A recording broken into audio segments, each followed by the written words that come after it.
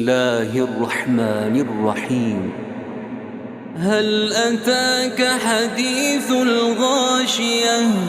وجوه يومئذ خاشعة عاملة ناصبة تصلى نارا حامية تسقى من عين آنية ليس لهم طعام إلا من ضريع لا يسمن ولا يغني من جوع وجوه يومئذ ناعمة لسعيها